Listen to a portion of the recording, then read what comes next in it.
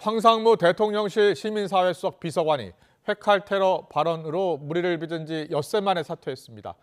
또 다른 뇌관인 이종섭 주 호주 대사도 업무 때문이란 단서를 달았지만 조만간 귀국할 예정입니다. 총선을 앞두고 심상치 않은 민심에 용산이 한 발 물러선 모습입니다. 취재기자 연결합니다. 강희경 기자.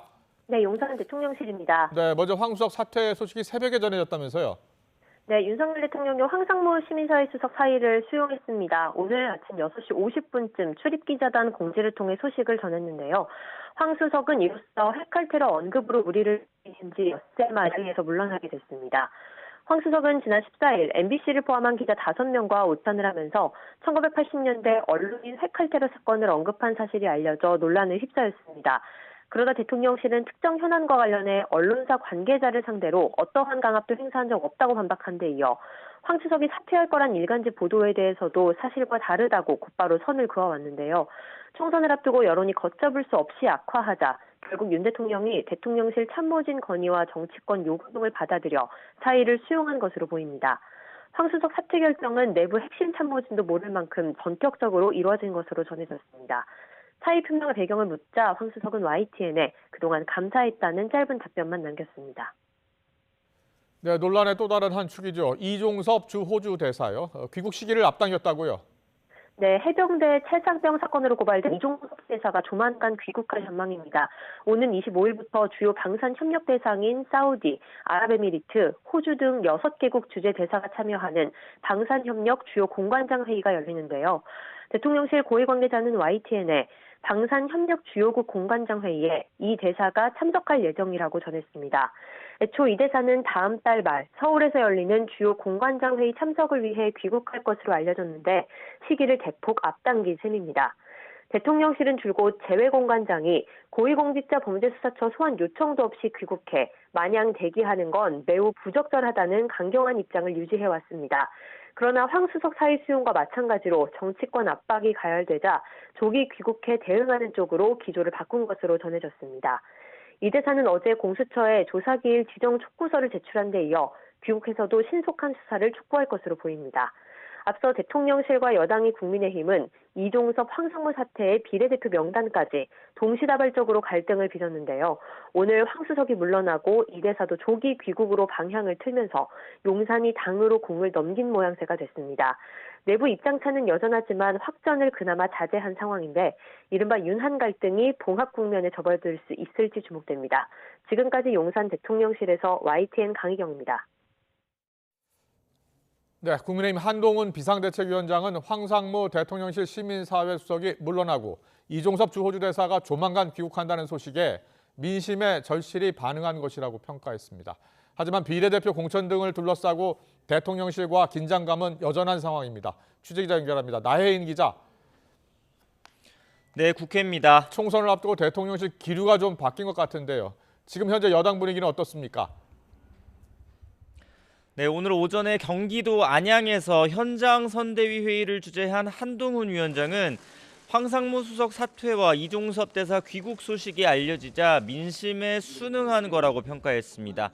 시민들을 만나서는 여러분이 최근 실망했던 문제가 결국 다 해결됐다며 이게 여당과 민주당의 차이라고 주장했습니다. 황상무 수석 오늘 사퇴했고 이종섭 호주 대사 곧 귀국합니다. 저희는 20여일 앞둔 총선을 앞에 두고 절실하게 민심에 반응할 겁니다. 한 위원장은 이번 총선에서 수도권의 선택을 받지 않고서는 승리할 수 없다며 민심에 더 민감하고 책임감 있게 반응해야 한다고 강조했습니다. 윤석열 정부와 여당은 운명 공동체라며 선거를 코앞에 두고 당정 갈등 2라운드가 벌어졌다는 시각을 일축했습니다. 하지만 비례대표 공천을 둘러싼 당정 사이의 불협화음은 잦아들지 않고 있습니다. 친윤계 핵심 이철규 의원의 공개 반발에 이어서 어제는 권성동 의원까지 재검토할 필요성이 있다고 주장했는데 한 위원장은 물러서지 않고 있습니다. 오전에 기자들이 입장을 묻자 비례대표 후보는 시스템 공천 절차에 따라 정해질 거라고 잘라 말했습니다. 김경률 비대위원은 아침 SBS 라디오 인터뷰에서 이철규 의원이 비례대표 공천에 반발하는 건 결국 왜 자기가 심으려는 사람이 명단에 없느냐는 말로 요약할 수 있다고 날을 세웠습니다. 특히 이미 지난해 말부터 제3자의 확인을 받아 비례대표 의원으로 선정됐다고 말하고 다닌 인사들이 있었다며 폭로전까지 나섰습니다. 일단 위성정당 국민의 미래 공천관리위원회는 오늘 비례대표 공천에 관한 추가 논의를 이어갑니다. 어제 과거 골프 접대 의혹으로 논란에 휩싸인 이시우 후보 공천을 취소했는데 후보 등록을 하루 앞두고 추가 조정이 이뤄질지 주목됩니다. 네, 계속해서 야당 반응도 전해주시죠. 네, 민주당은 윤석열 대통령이 황상무 수석 사의 수용으로 꼬리를 자르려 해서는 안 된다며 이종섭 대사 역시 해임해야 한다고 주장했습니다.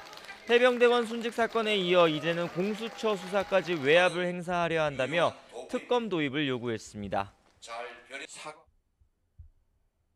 호주 대사 압송뿐만이 아니라 그 본질적인 최혜병 반드시 특검해야 되겠죠. 그렇게 하지 않는 것은 그냥 쇼이다. 이 국면을, 이 위기를 넘어가기 위한 쇼에 불과하다. 이재명 대표는 오후 자신의 지역구가 있는 인천 일대를 돌면서 총선 지지를 호소합니다. 정권 심판론을 계속 부각할 것으로 보입니다.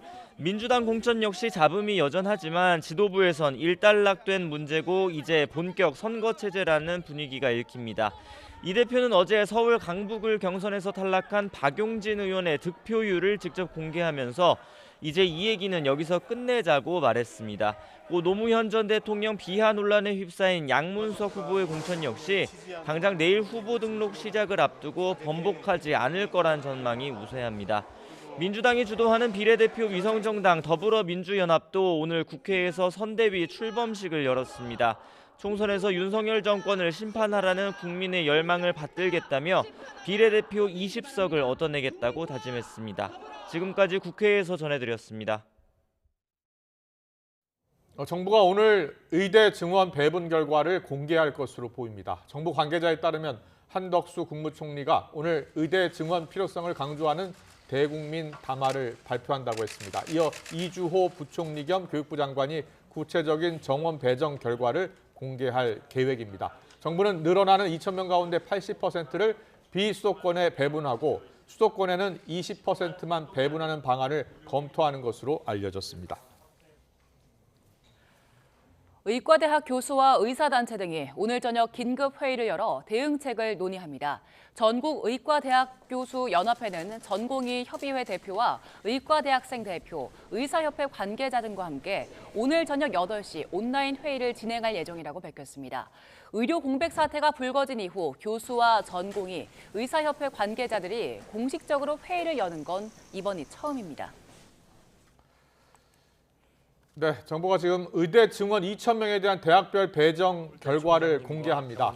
한덕수 국무총리가 먼저 의대 증원의 필요성을 강조하는 대국민 담화를 발표하는데요. 현장으로 고민하고 가보겠습니다. 계시는 부분에 대해 허심탄회하게 들었습니다.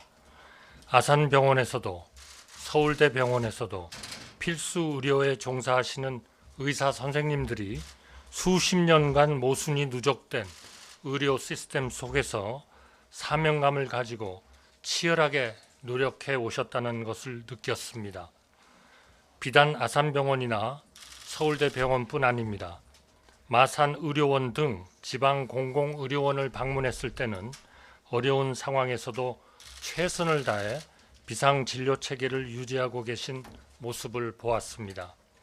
서울 명지 성모병원을 방문했을 때는 위기 상황에서 의료 공백을 훌륭하게 메꾸고 계신 우리나라 중소 전문 병원의 힘을 보았고 불합리한 수가 체계를 어떻게 개선해야 할지 많은 제언을 들었습니다. 또한 환자분들의 목소리, 간호사와 구급대원 여러분의 말씀, 비상진료체계 최일선에서 올라오는 보고와 언론 보도도 주의 깊게 귀 기울이고 있습니다. 말기암 아버지의 항암 치료가 연기되었다는 사연, 호스피스에 입원하신 환자 단체 회장님의 호소, 위급한 분들이 누울 병상을 찾는 상황실 직원들의 고충에 마음이 무겁습니다. 전공의도 의사도 환자도 다 같은 국민입니다. 서로의 입장은 다르지만 지금의 어려운 상황이 조속히 해결되길 바라는 마음은 모두 똑같다고 생각합니다. 지금의 상황이 하루빨리 해결될 수 있도록 정부는 최선을 다해 노력하겠습니다. 국민 여러분, 의대 증원에 반발하며 시작된 의료계의 집단 행동이 한 달을 채워가고 있습니다. 그동안 정부는 비상진료 체계를 차질 없이 유지하는 한편 국민들께 약속드린 의료개혁을 속도감 있게 실행해 나가는데 전력을 기울여 왔습니다. 필수 의료와 지역 의료를 살리기 위한 의료개혁은 더 이상 미룰 수 없는 과제입니다. 빅5 병원 간호사가 뇌혈관 질환으로 쓰러졌는데 수술할 의사가 부족해서 돌아가신 지 벌써 2년이 되었습니다.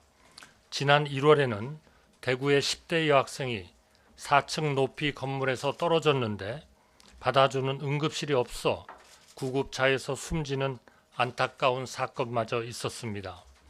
이번 의료계의 집단 행동이 시작되기 전에도 우리 국민들은 소아과 오픈런, 수도권 원정 치료 등으로 오랫동안 불편과 고통을 겪으셨습니다. 윤석열 정부는 이런 난제를 해결하기 위해 출범 직후부터 핵심 국정과제로 의료개혁을 추진해 왔습니다. 우리 의료 시스템의 모순을 정확히 파악하기 위해 의료계와 130번 넘게 만나 폭넓게 제언을 들었습니다. 의료개혁의 핵심은 우리 국민이 지금 당장은 물론 앞으로도 만족스러운 의료 서비스를 누릴 수 있도록 하는 데 있습니다.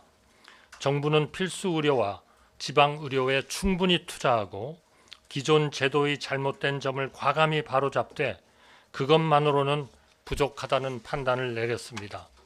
인구 변화와 사회 변화, 의학의 발달 등 여러 가지 요소를 고려할 때 의사 인력 자체를 충원하는 작업 없이는 국민들에게 의료 서비스를 충분히 공급하는 데 근본적인 한계가 있다고 판단하였습니다. 우리나라는 지금도 인구 1,000명당 임상 의사 수가 한의사를 포함하면 OECD 회원국 중 꼴찌에서 두 번째, 한의사를 제외하면 OECD 꼴찌입니다. KDI, 보건사회연구원, 서울대 등 국내 정상급 전문가들이 과학적인 분석을 통해 2035년에는 의사 1만 명이 부족하다는 결론을 내렸습니다. 우리 사회에 급격히 진행되는 고령화도 감안했습니다. 2035년이 되면 우리 국민의 30%가 65세 이상 고령 인구가 됩니다. 고령 인구의 입원 수요는 30, 40대에 비해 11배 이상 높다는 건보공단의 통계에서 보듯이 앞으로의 의료 수요는 폭발적으로 증가할 것입니다. 의사 인구 20%도 70대 이상 고령이 되는 만큼 절대적인 의료인 부족은 피하기 어렵습니다. 지금이라도 의대 정원을 늘려 꾸준히 의사를 길러야 그 해결에 실마리를 찾을 수 있습니다. 이에 정부는 의대 증원을 하기로 결정하였습니다. 그 뒤 정부는 증원 규모를 최종 결정하기에 앞서 전국 의대의 교육 여건과 희망 인원을 여러 차례 협의하고 직접 조사도 하였습니다. 교육 여건과 지역 의료 현실을 감안해 증원 규모를 2,000명으로 정하였습니다. 내년부터 2,000명을 증원하더라도 우리나라 의대의 교육 여건은 충분히 수용 가능합니다. 2,000명을 증원하더라도 현행 법령상 기준뿐 아니라 의학교육평가인증원의 인증 기준을 준수할 수 있음을 확인하였습니다. 현재 규정상 의대 교수 1명당 학생 수는 8명이지만 전국 40개 의대의 평균은 교수 1명당 학생 1.6명에 불과합니다. 심지어 교수 1명에 학생이 0.4명인 곳도 있습니다. 해외 대학과 비교하면 미국 의대는 한 학년이 평균 146명 규모이고 독일은 243명, 영국은 221명인 반면 우리는 77명입니다. 2,000명을 증원하더라도 127명에 그칩니다. 2,000명의 증원은 의사 부족을 해소하기 위한 최소한의 숫자입니다. 일각에서는 이번 사태 해결을 위해 의대 정원을 원점에서 재검토하거나 더 적은 규모로 타협하자는 의견마저 내고 있습니다. 국민 여러분, 정치적 손익에 따른 적당한 타협은 결국 국민의 피해로 돌아간다는 사실을 우리 정부는 뼈아프게 받아들이고 있습니다. 2000년 의학 분업을 할 때 정부는 의료계의 반발에 밀려 의대 정원 351명을 감축하였습니다. 그때 351명을 감축하지 않았더라면 지금까지 6,600명의 의사가 추가로 확보되었을 것이고 2035년에는 1만 명이 넘는 의사가 배출되었을 것입니다. 지금부터 2,000명을 증원하여 달성하고자 하는 바로 그 규모입니다. 결국 2000년의 타협이 2035년의 의사 부족을 초래하였고 2024년 올해의 갈등과 분란을 낳고 있습니다. 지금의 혼란과 국민들의 겪는 고통에도 정부는 의대 정원 확대를 달성해야 하는 이유가 여기에 있습니다. 국민 여러분, 그리고 의사 여러분, 의대 증원만으로 필수 의료와 지역 의료의 문제를 모두 해결할 수 없다는 점을 정부는 잘 알고 있습니다. 의대 증원은 의료 개혁을 위한 필수 조건일 뿐 충분 조건은 아닙니다. 이에 정부는 의료계의 오랜 요구사항을 충실히 반영하여 의료개혁 4대 과제를 마련하였고 속도감 있게 실행하고 있습니다. 우선 올 들어 1조 원을 들여 필수 의료 수가를 인상합니다. 향후 5년간 10조 원 이상을 이 분야에 더 투자할 것입니다. 필수 의료 분야를 중심으로 전공의의 수련비를 지원하고 연속 근무 시간을 줄이는 시범 사업도 곧 착수합니다. 내일은 전공의 처우 개선을 위한 정책 토론회도 개최됩니다. 또한 정부는 필수 의료 중심으로 보상 체계를 개편하기 위해 세부 계획을 마련하고 본격적으로 진행하고 있습니다. 필수 의료 분야의 의료인들이 가치에 걸맞게 정당하게 보상받고 보람있게 근무할 수 있는 환경을 만들어 가겠습니다. 의료 개혁의 또 하나의 축은 지역 의료 강화입니다. 그리고 가장 절박한 분야이기도 합니다. 정부는 지역 의료 강화를 위한 조치를 신속히 추진해 가고 있습니다. 지역 의료에 대한 투자를 강화하고 우수한 지역 병원을 적극 육성하겠습니다. 지역의 인재를 선발하고 지역 의료기관에서 장기 근무할 수 있도록 여러 제도적 장치를 마련하겠습니다. 오늘 사회부총리께서 발표하는 의대별 정원 배분 결과도 지역 의료를 살리겠다는 정부의 강한 의지가 담겨 있습니다. 늘어나는 2,000명의 정원을 비수도권 의대와 소규모 의대, 지역 거점 병원 역할을 수행하는 지역 의대에 집중 배정하겠습니다. 또한 신입생은 지역 인재 전형을 적극 활용하여 선발하겠습니다.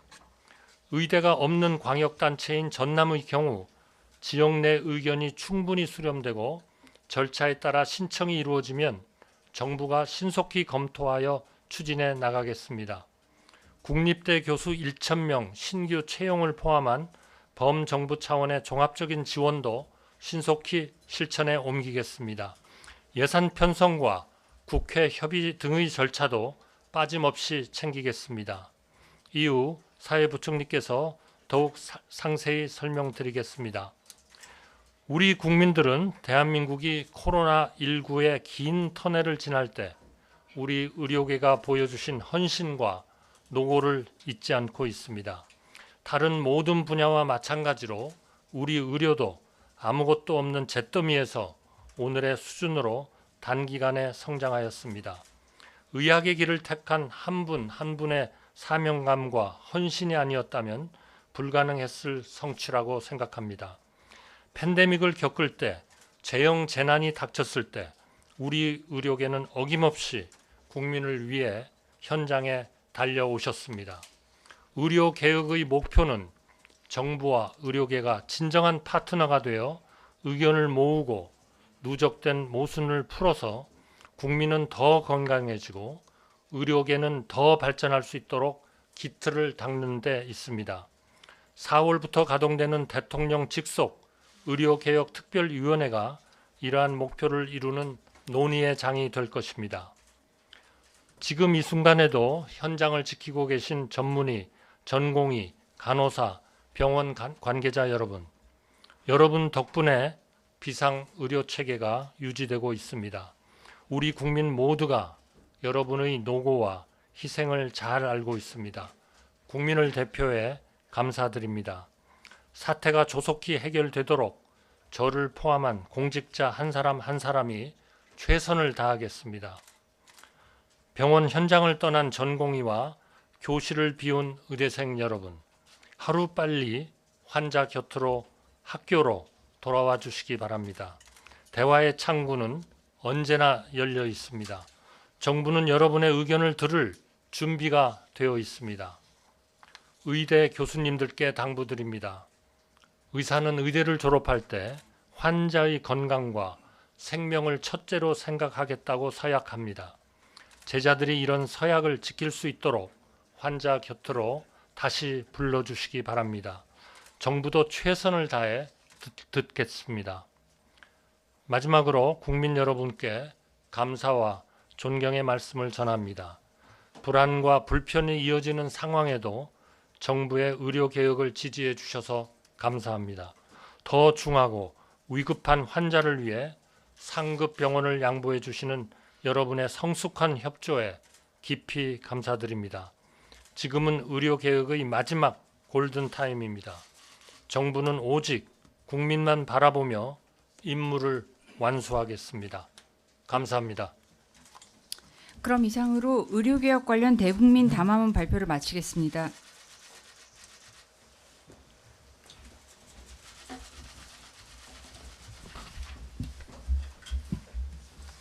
안녕하십니까. 교육부 대변인 구현입니다. 이후 브리핑 진행에 대해서 안내 말씀드리겠습니다. 먼저 이주호 부총리 겸 교육부 장관께서 의대 정원 증원 대학별 배정 결과에 대해 발표하고 이어서 조규용 복지부 장관이 의료개혁 4대 과제에 대해 발표 후 질의 답변을 진행할 예정입니다. 배석자는 이한경 행정안전부 재난안전관리본부장, 홍두선 기획재정부 차관보입니다. 그럼 지금부터 이주호 부총리 겸 교육부 장관께서 의대 정원 증원 대학별 배정 결과에 대해 발표하겠습니다. 안녕하십니까. 부총리 겸 교육부 장관 이주호입니다.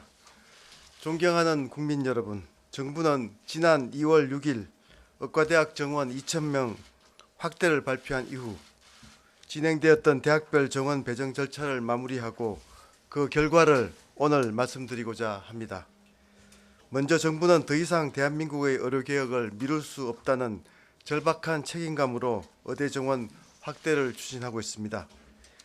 우리나라는 현재 인구 1,000명당 의사 수가 2.23명으로 OECD 평균인 3.7명에 비해 매우 부족한데도 계속해서 의사를 늘려가는 선진국과는 달리 우리나라의 의대 정원은 27년 동안이나 늘지 않았습니다.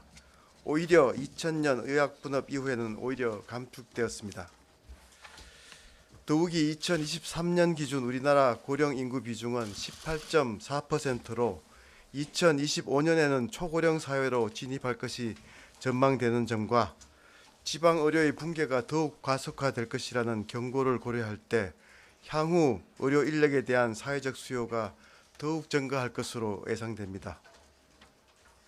국민 여러분, 지금이 의료개혁의 골든타임이며 그 첫걸음으로 의대 정원 확대가 반드시 필요합니다. 이러한 점에서 정부는 이번 의대 정원 배정을 국민의 생명과 안전을 지킬 수 있는 의료개혁의 토대로서 꼭 필요한 의사 수를 늘리는 것과 함께 의대 교육을 획기적으로 혁신하고 수도권과 비수도권의 의료 격차를 적극 해소하는 새로운 의료 생태계를 조성하는 계기로 삼고자 합니다. 지난 3월 4일까지 교육부는 의대 정원 확대를 희망하는 대학으로부터 신청서를 받았습니다. 그 결과 40개 모든 의과대학에서 총 3,401명의 정원을 신청하였습니다.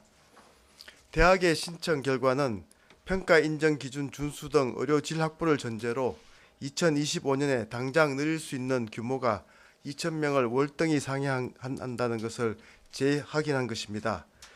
이후 개별 대학이 제출한 신청서를 기반으로 각 대학의 교육 여건과 개선 의지, 지역 필수 의료 혁신의 기여 등을 꼼꼼히 살펴보았습니다. 특히 2025학년도 대학 입시를 준비하는 수험생 학부모에게 준비할 시간을 부여하고 대학도 재반 절차를 거쳐 제때 준비할 수 있도록 정부는 속도감 있게 정원 배정위원회를 가동하여 관련 논의를 진행하였습니다. 민간 합동으로 구성된 배정위원회는 세세하고 심도 있는 논의를 통해 배정 기준을 구체적으로 검토하여 다음과 같은 3대 핵심 배정 기준을 마련하였습니다. 첫째, 이번 의료개혁의 핵심 목표인 지역 완결형 의료체계 구축을 위해 배정 정원의 80% 이상을 비수도권에 우선적으로 배정하되 서울과 경인 지역 간 과도한 편차 극복을 위해 경인 지역에 집중 배정하기로 하였습니다. 서울은 인구 1000명당 의사 수가 3.61명으로 OECD 평균인 3.7명에 근접하는 데 반해 경기는 1.80명, 인천은 1.89명으로 전국 평균인 2.23명에도 미치지 못하고 있습니다. 또한 서울 소재 의대 학생당 평균 정원은 103명인데 반해 경인 지역은 서울의 절반에도 미치지 못하는 약 42명에 불과한 수준입니다. 아울러 서울은 지역적으로 최상의 의료 여건을 갖추고 있으며 세계적 경쟁력을 갖춘 대형 상급 종합병원이 있는 점도 고려하였습니다. 둘째, 의대 교육 정상화 차원에서 정원 50명 미만인 소규모 의대가 적정한 규모로 운영될 수 있도록 총 정원을 100명 이상으로 배정하기로 하였습니다. 셋째, 지역 거점 국립대학의 병원이 권역 책임 의료기관으로서 지역 의료의 중추적 역할을 제대로 수행할 수 있도록 비수도권 정원 인원을 최대한 활용해서 총 정원이 200명까지 되도록 배정키로 하였습니다.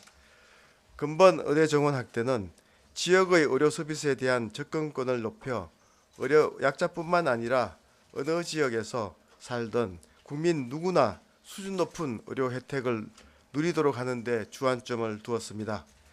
대학별 배정 규모는 기본적으로 학교가 신청한 규모를 상회하지 않는 선에서 결정하였습니다. 학교별 신청 자료를 면밀히 검토하여 대학의 교육 여건, 졸업생의 지역 정주 등 지역 필수 의료 기여도, 향후 계획 등 전반을 종합적으로 살펴 배정하였습니다. 다음으로 권역별 배정 규모와 비율에 대해 말씀드리겠습니다. 총 2,000명 중 수도권 대학에는 정원 인원의 18%에 해당하는 361명을 경인 지역에 신규로 배정하였습니다. 서울은 앞서 말씀드린 바와 같은 사유로 신규로 정원을 배정하지 않았습니다. 비수도권 대학에는 정원 인원의 82%에 해당하는 1,639명을 신규로 배정하였습니다. 구체적인 대학별 숫자는 별도 배부된 자료를 참고하시기 바랍니다. 비수도권 대학들의 경우 늘어난 의대 정원을 지역의 인재를 선발하는 지역 인재 전형을 적극 활용해 지역의 정주 여건을 높이는 데 기여할 것입니다. 지역 교육 생태계가 이를 통하여 활력을 되찾을 것으로 기대합니다. 이번 2,000명 정원을 통해 개별 의대의 한 학년당 의대생 수는 현재 평균 77명에서 127명으로 확대됩니다. 이는 미국 평균 146명, 독일 평균 243명 등 선진국과 비교해 여전히 적은 수치지만 우리나라 의학교육이 글로벌 스탠다드에 한층 더 가까워지는 계기가 될 것입니다. 또한 6년 후인 2031년부터 정원에 따른 의료 인력이 배출되고 35년부터는 본격적으로 의료계에 진출함에 따라 의사의 진료 여건이 개선될 것입니다. 무엇보다도 수도권과 비수도권 간 의료 격차가 완화되어 어느 지역에서 살던 국민 누구나 수준 높은 의료 혜택을 누리면서 국민의 생명과 건강을 더욱 안전하게 보호받게 될 것입니다. 이번 의대 정원 확대로 일부에서는 의대 교육 여건 저하를 우려하는 목소리가 있는 것으로 알고 있습니다. 정부는 이러한 우려를 불식하기 위해 교육부, 보건복지부, 기획재정부 등 관계부처 협업을 통해 강한 의지를 가지고 의대 정원 확대에 따른 필요한 교육 여건 개선을 최우선적으로 지원하겠습니다. 먼저 국립대 의대에 대해서는 2027년까지 전임 교원을 1,000명 규모로 확충하겠습니다. 또한 신속한 기간 내에 교원뿐만 아니라 시설, 설비, 기자재 등 대학별 정원에 따른 추가 수요를 조사하여 예산 지원 등 필요한 절차를 진행하겠습니다. 의대 정원 배부는 끝이 아니라 성공적인 의료개혁을 위한 시작입니다. 정원 배정 이후 본과 시작까지 약 3년의 기간 동안 대학이 의학교육의 질 제고를 위해 차근차근 준비할 수 있도록 하며 우리나라가 의학교육 분야에서 세계를 선도할 수 있도록 전폭적으로 지원하겠습니다. 이를 계기로 기존에 정부에서 발표하였던 의료개혁 4대 과제를 차질 없이 시행할 것입니다. 끝으로 의대 교수님들께 간곡히 부탁드립니다. 교수님들은 의학교육과 필수 의료를 책임지는 막중한 위치에 있습니다. 애타는 마음으로 의료인의 도움을 절실하게 기다리는 환자 곁으로 스승으로서 선배로서 후배 의료인이 돌아올 수 있도록 설득하여 주시고 제자들인 네, 학생들에게 지금 들으신 대로 정부가 의대 정원 2,000명 증원 계획 그리고 지역별 의대 정원을 발표했습니다. 주요 내용 보니까 전국 40개 의과대학이 있는 대학 가운데 서울 지역 8개 의대는 증원을 하지 않기로 했습니다. 대신 경기와 인천 5개 의대에는 361명을 증원키로 했다고 발표했습니다. 네, 그리고 비수도권 대학의 신규 인원을 집중 배정했는데요. 증원 계획 2,000명 가운데 비수도권 27개 의대에 1,639명, 그러니까 80% 넘게 증원을 하기로 했습니다. 특히 지역 거점 7개 국립대 의대는 정원을 200명으로 늘렸고요. 또 정원이 40명대인 미니의대 7개 대학은 정원을 80명에서 200명 정도로 늘렸습니다. 네, 좀 더 자세한 내용은 정리가 되는 대로 기자 연결해서 좀 알아보고요. 자, 의사협회는 강하게 반발을 하고 있습니다. 정부가 의대 증원 계획을 이렇게 확정해서 발표하면서 의사들의 반발은 더 거세질 것으로 보입니다. 전국 의대 교수들과 전공의, 의대생 단체와 의협 등은 오늘 저녁에 긴급 회의를 열고 대책을 논의합니다. 취재 기자 연결합니다. 김연아 기자. 네, 사회정책부입니다. 네, 2,000명 증원 계획 발표가 됐습니다. 이제 돌이킬 수 없는 일이 된 건데 지금 의료계 반응은 어떻습니까? 네, 정부가 의대 정원을 확정 발표함에 따라 의료계는 오늘 저녁 8시 온라인상으로 긴급 회의를 개최합니다. 의협과 전국 의과대학 교수협의회, 비대위 그리고 전공의와 의대생 단체 대표들까지 모여서 대책을 논의할 예정인데요. 전공의와 의대생 단체들의 생각을 듣고 의료계 집단행동의 방향을 논의하게 될 전망입니다. 한 관계자는 교수 집단 사직은 안건이 아니지만 계속해서 상황이 악화한다면 어느 순간 사직서를 낼 수밖에 없을 거라는 데는 교수들 모두 이견이 없다고 밝혔습니다. 앞서 의협은 정원 배정 발표에 대해 돌아갈 다리를 불태우는 것이라며 강하게 반발하면서 이제부터 벌어질 모든 의료 파국은 정부 책임이라고도 주장했습니다. 빅5를 포함한 의대 교수 상당수도 25일 사직서를 제출할 예정입니다. 여기에 정부가 예고한 대로 전공의 면허 정지 처분까지 기계적으로 시작되면 의정 간 대화는 더욱 어려워질 수밖에 없는 건데 의료계가 강하게 반대해온 2,000명 증원이 확정된 상황에서 전공의들이 대화를 아예 닫을 것인지 아니면 필수 의료계와 전공의 의대생 처우와 여건 등에 대해서 대화의 실마리라도 찾을 수 있을지 관심이 쏠립니다. 더불어 전국의대교수협의회도 오늘부터 이번 사태와 의사-환자 관계에 대해 소통하겠다고 나섰는데 제자들을 보호하면서도 사태가 극단으로 흐르는 걸 막기 위해 교수들이 보다 적극적으로 목소리를 내겠다는 의지로 보입니다. 지금까지 사회정책부에서 YTN 김현아입니다.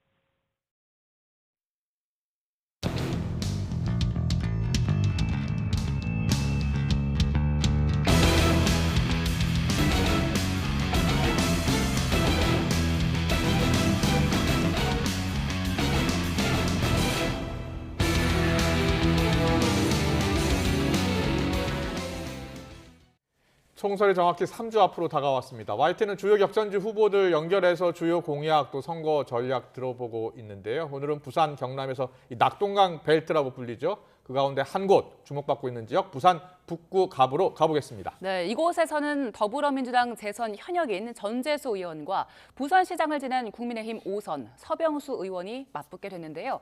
중량감 있는 두 의원의 대결로 부산 최대 승부처로 떠올랐습니다. 네, 오늘은 먼저 전재수 후보 연결해서 이번 총선에 임하는 각오 전략 들어보겠습니다. 서병수 후보는 모레 연결하겠습니다. 전재수 후보님 나와 계시죠? 네, 반갑습니다. 네, 부산 반갑습니다. 북구의 전재수 후보입니다. 예. 네, 네. 최근 여론조사들 보니까요. 영남권에서 부산 북구갑 최대 격전지 중 한 곳이더라고요. 먼저 이 전 후보에게 이 부산 북구갑은 어떤 곳이고 어떤 의미가 있는 곳입니까? 북구는 저의 전부입니다. 많은 북구 주민들께서 저를 키워주셨고 제가 선거에서 떨어지고 또 떨어지고 또 떨어질 때마다 저를 일으켜 주셨던 분들이 바로 북구 주민들입니다.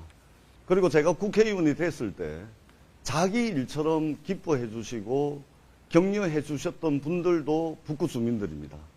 그리고 국회의원이 되고 난 뒤에 싸움하지 말고 정쟁하지 말고 일을 해라. 그리고 북구를 변화시켜 달라.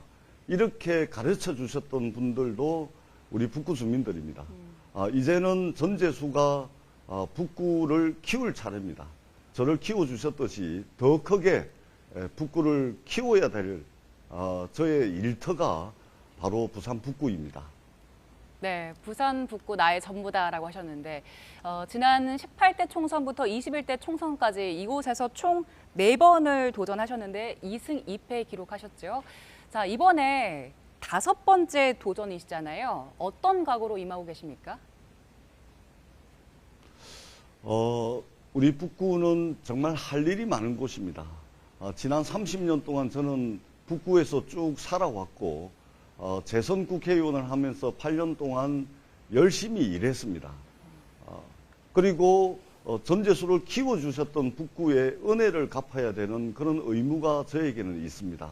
그렇기 때문에 이제는 저 전재수가 우리 북구를 더 크게 키워나가겠다라는 말씀을 드리겠습니다. 네, 요즘 현장에서 이제 지역 주민분들 한 분 한 분 만나고 계실 것 같은데요. 현장에서 느끼는 지금 민심은 어떻습니까? 주민들이 주로 무슨 말을 가장 많이 하던가요? 제가 하루 종일 북구를 걸어 다니고 있습니다. 걸어 다니다 보면 정말로 많은 우리 북구 주민들을 만나게 되는데 이구동성으로 하시는 말씀이 너무 힘들어서 못 살겠다. 정말 물가가 천정부지로 치솟고 있고 이게 민생이 너무 힘들다. 제발 좀 살려달라. 이런 말씀들을 엄청나게 하십니다. 저는 이번 총선을 통해 가지고 물가가 치솟기 시작한 지가 벌써 세월이 많이 흘렀습니다. 그런데 정부는 아직 물가를 잡고 있지 못합니다. 윤석열 정부의 국정운영 기조를 바꿀 수 있도록 변화를 줘야 됩니다. 그런 변화를 주려면 야당에게 표를 좀 몰아주셔야 된다. 이런 이제 생각이 들고요. 국회의원 선거가 끝이 나면 새로운 시작이 바로 됩니다. 저는 물가를 바로잡고 민생을 이렇게 세우는데 22대 국회 가장 우선적인 과제로 저의 역할로 생각을 하고 조금 더 우리 주민들의 삶이 나아질 수 있도록 최선을 다해야 되겠다라는 그런 다짐을 우리 주민들의 말씀을 통해서 듣고 있습니다. 네. 의원님 지금 이제 뒤쪽으로도 보이지만 일꾼, 우리 일꾼이라고 이제 강조를 하고 계십니다. 서병수 후보와 비교해서 전재수 의원 본인의 강점이라고 하면 어떤 거 꼽을 수 있을까요? 그렇습니다. 저는 북구에서 쭉 살아왔습니다. 그리고 일을 했습니다. 그리고 일을 통해서 성과를 냈습니다. 그리고 최근에 이제 언론 보도를 통해서 나왔지만 부산의 국회의원 18명 중에 공약 이행평가 98% 1등을 했습니다. 저는 바로 이러한 것들이 서병수 의원과 가장 큰 차별점이라고 생각을 하고 있고 그동안 우리 지역 주민들과 함께 울고 웃으면서 일하면서 성과를 내고 또 지역 주민들께서 주시는 말씀 한 귀로 듣고 한 귀로 흘리지 않고 묵묵하게 일해왔습니다. 앞으로도 이와 같은 자세로 열심히 묵묵하게 뚜벅뚜벅 일하겠다라는 다짐의 말씀도 아울러서 드리도록 하겠습니다. 네. 경쟁자라고 할 수 있는 서병수 의원이요. 부산시장도 지냈고요. 잘 아시죠? 예, 잘 알고 있습니다. 예, 예. 뭐 서병수 의원은 어떻게 평가하고 계세요? 서병수 의원은 관록과 경륜의 정치인입니다. 예.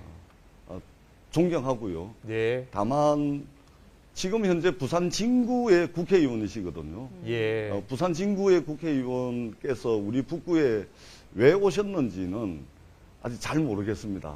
저만 잘 모르는 것이 아니고 예. 우리 북구 주민들께서도 아직 잘 모르는 것 같습니다. 네, 모레 서병수 의원 연결할 때 전재수 후보는 어떤 후보인지 또 물어보겠습니다. 예. 네. 자, 저희 공약 얘기도 좀 해보겠습니다. 지금 1호 공약으로 어떤 이야기 하고 계십니까? 한마디로 이제 말씀을 드리자면 북구 1,000만 방문객 2천억 경제효과 시대를 열겠다. 이것이 저의 1호 공약입니다. 우리 북구는 전국에서 보기 드물게 낙동강 수변공원이 있고 전통시장 상권이 밀집이 돼 있고 거기에 금빛 노을 브릿지, KTX역, 전철역 그리고 고속도로와 공항이 연결이 돼 있습니다. 이렇게 멋진 장소에 금빛 노을 관광 여가 벨트를 조성을 하고 경부선 철길을 지하로 밀어넣고 여기에 상권과 공원이 어우러진 곳을 만든다면 서울의 한강공원의 각 지구당 1년 방문객이 400만 명이거든요. 예. 그리고 서울의 경의선 숲길에 1년 방문객이 900만 명인데 이런 것을 비춰볼 때 우리 북구에 1,000만 방문객을 만들고 그리고 예. 이것을 통해서 2천억 원의 경제 효과를 낼 수 있다라는 계획을 가지고 있습니다. 예. 알겠습니다. 1호 공약까지 들어봤고요. 최근에 이제 뭐 워낙 핫한 지역이다 보니까 여론조사가 많이 나오잖아요. 그 여론조사 판세는 지금 어떻게 읽고 계세요? 여론조사는 지금 현재까지는 굉장히 잘 나오고 있는데요. 예. 여론조사는 여론조사일 뿐입니다. 예. 여론조사가 잘 나오면 잘 나오는 대로 더 열심히 뛰고 예. 앞으로도 더 열심히 해왔던 대로 더 낮은 자세로 더 겸손하게 선거가 끝나는 날까지 주민 한 분 한 분의 마음을 얻겠다. 이런 예. 자세로 최선을 다하겠습니다. 예. 자, 이제는 현안 얘기도 좀 해보겠습니다. 먼저 당내 이슈 얘기해 볼 텐데요. 지금 박용진 의원 강북을 양자 경선에서 어제 최종 탈락했습니다. 당내 공천 과정을 두고 비명 행사다 이런 이야기도 나오고 있는데 최근 그 전반적인 공천 상황에 대해서 의원님께서는 어떤 입장이십니까? 지금 총선을 바라보고 있는 우리 국민들께서 아마 굉장히 많이 실망을 하실 것 같습니다. 민주당 내부에 갈등이 있고 또 국민의힘 내부에도 갈등이 있고 또 윤석열 대통령실과 한동훈 국민의힘 비상대책위원장 사이에 갈등도 있습니다. 저는 이제는 선거가 20일밖에 안 남았습니다. 이제는 이런 갈등은 좀 뒤로 제껴놓고 정말로 물가 잡는 일, 민생을 살리는 일, 또 우리 국민들의 더 나은 삶을 위해서 정책 경쟁으로 좀 가야 되는 것이 아니냐. 이것은 비단 민주당만의 문제가 아니고 총선에 임하는 여야 모두에게 요구되는 그런 요구사항이 아닌가 그렇게 생각을 합니다. 네.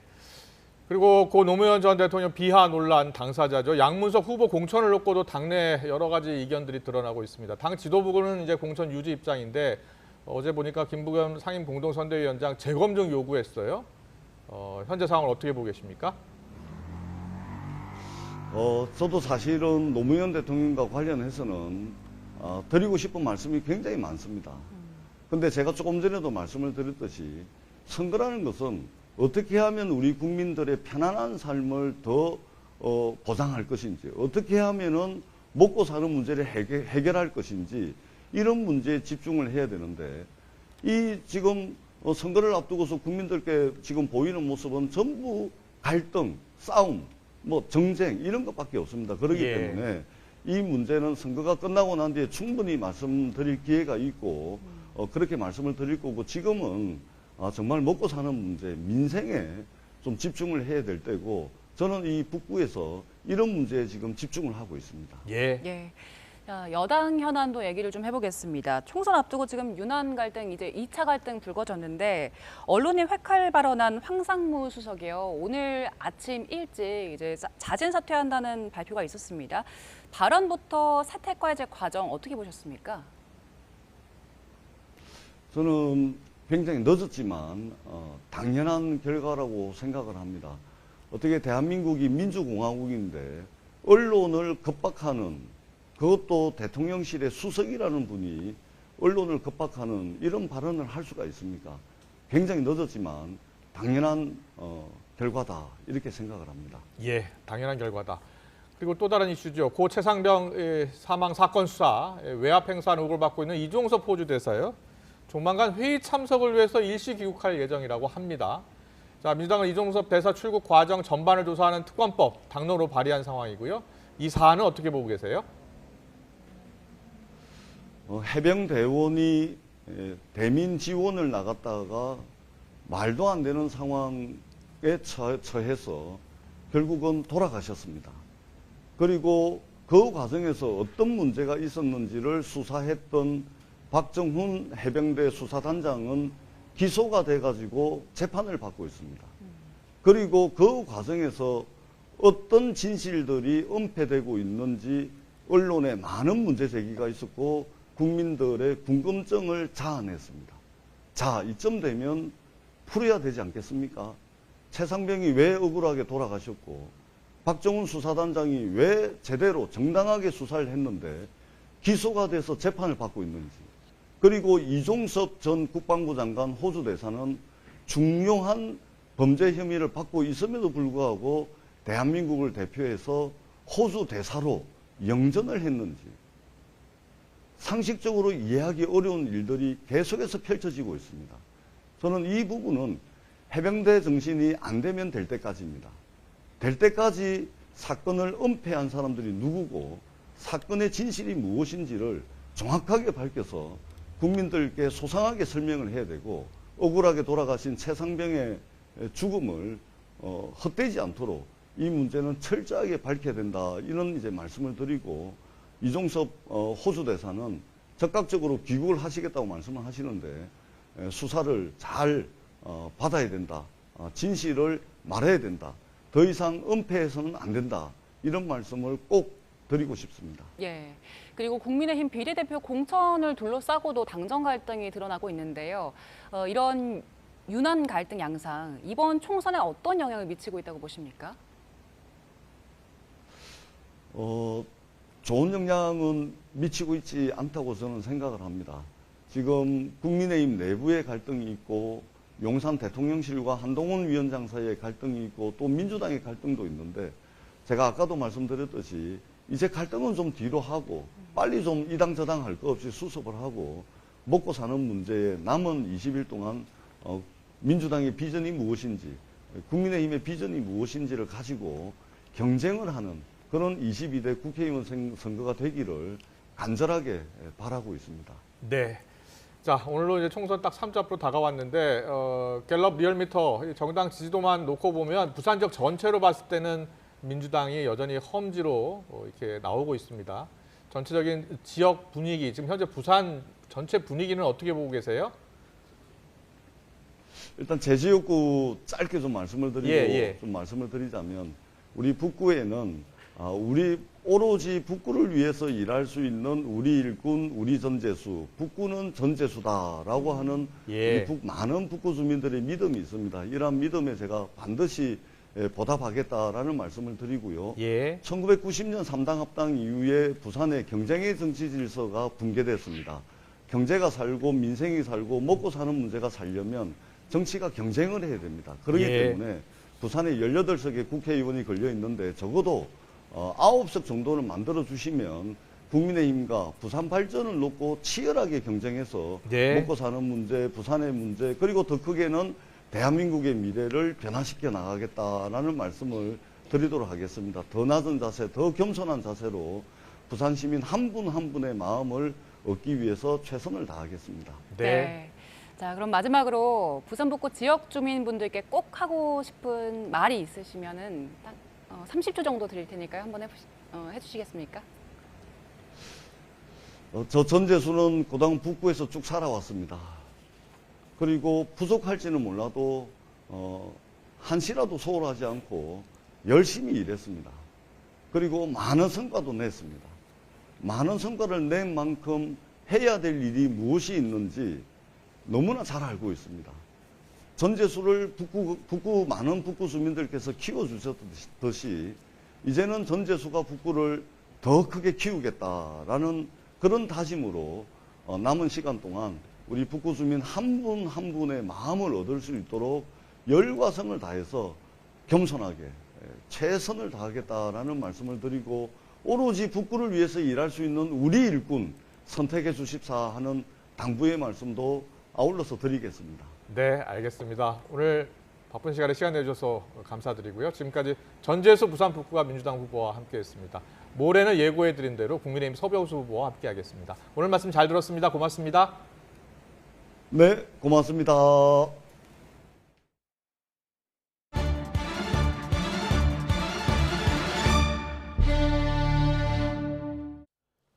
북한이 신형 중장거리 극초음속 미사일용 고체 연료 엔진 시험을 성공적으로 진행했다고 밝혔습니다. 김정은 국무위원장도 시험을 직접 참관했는데 개발이 완료됐음을 보여준다는 관측이 나옵니다. 취재기자 연결합니다. 신현준 기자. 네, 신현준입니다. 네, 초대형 방사포 발사에 이어서 북한의 군사 행보가 계속 이어지고 있습니다. 먼저 오늘 북한의 발표 내용부터 정리해 주시죠. 네, 북한 노동신문과 조선중앙통신은 미사일 천국이 어제 동창리 서해 위성 발사장에서 중장거리급 극초음속 미사일에 장착할 다단계 고체연료 엔진의 지상 분출 시험을 진행했다고 밝혔습니다. 그러면서 신형 무기체계 개발 일정에 따른 것이라고 전했는데요. 현장에서 직접 시험을 지도한 김정은 국무위원장은 안보 환경에 따라 이 무기체계의 군사 전략적 가치는 대륙간 탄도미사일 못지않게 중요하다고 말했습니다. 김 위원장은 2021년 노동당 8차 대회에서 제시된 5개년 계획기간에 전략무기 개발 과제들이 완결된 데 대해 만족감을 표시했다고 통신은 전했습니다. 또 이번 시험을 통해 신형 중장거리 극초음속 미사일 무기체계 개발 완성에 시간표가 확정됐다고 주장했습니다. 네, 북한이 지난해 고체연료 극초음속 미사일을 시험 발사한 적이 있는데 또다시 엔진 시험을 한 건 어떤 의미가 있는 겁니까? 네, 북한은 지난해 11월 신형 중거리 탄도미사일용 대출력 고체연료 엔진의 첫 지상 분출 시험을 진행했습니다.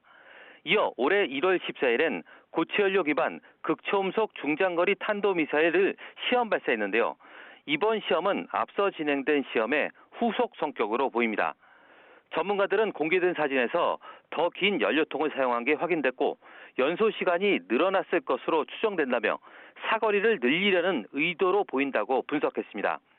김 위원장이 엔진 시험을 직접 참관했다는 것은 개발이 끝났음을 시사한다는 관측이 나오는데 조만간 또다시 시험 발사에 나설 것으로 예상됩니다. 미국 본토를 겨냥하는 ICBM과 달리 최대 사거리가 5,500km에 달하는 중거리 탄도미사일은 괌과 알래스카 등 미군의 태평양 기지까지 위협할 수 있습니다. 또 고체연료 탄도미사일은 액체 연료와는 달리 연료 주입 시간이 필요 없어서 사전 탐지도 어렵습니다. 지금까지 통일외교안보부에서 YTN 신현주입니다. 서울시는 시내 주요 롯데마트와 롯데슈퍼에서 사과와 대파를 시중가보다 저렴한 가격에 판매한다고 밝혔습니다. 시는 서울시 농산식품공사, 가락시장 도매시장 법인 4개사, 롯데마트와 협력해 유통과 판매 마진을 최소화한 사과 7.5톤, 대파 17톤을 공급한다고 설명했습니다. 사과는 서울 시내 롯데마트에서 2.5kg 한 상자당 9,990원, 대파는 롯데마트와 롯데슈퍼에서 1kg에 2,950원에 판매합니다. 3월 셋째 주 평균 소매 가격과 비교하면 사과는 66%, 대파는 24%가량 저렴한 수준입니다.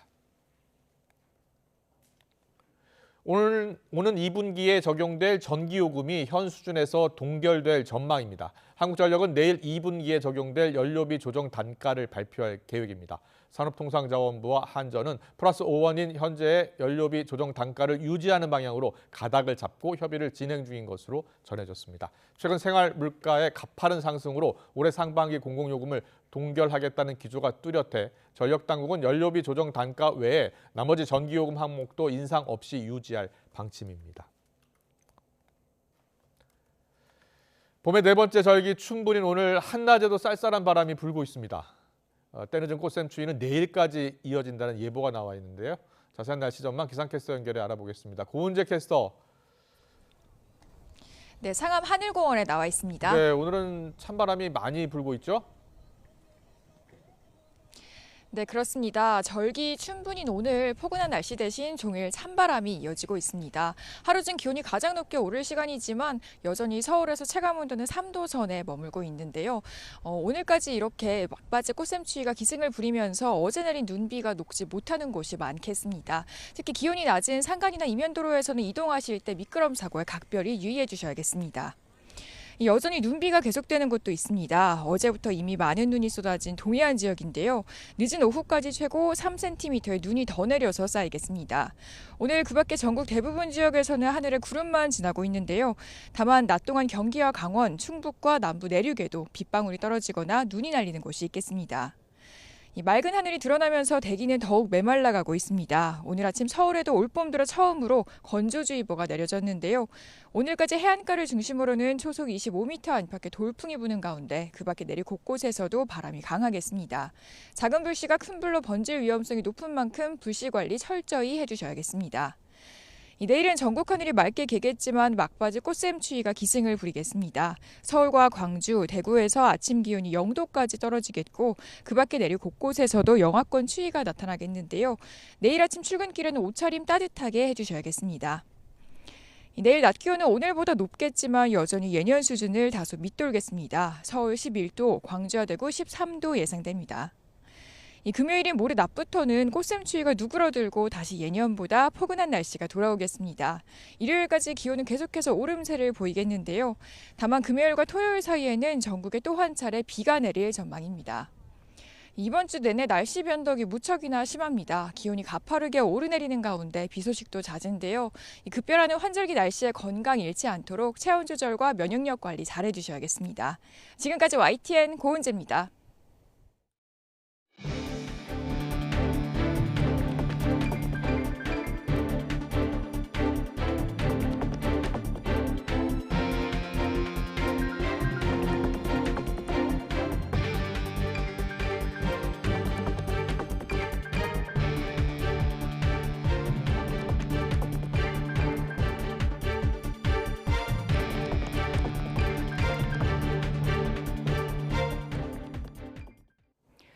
총선이 딱 3주 앞으로 다가온 오늘 정치권 소식 알아보겠습니다.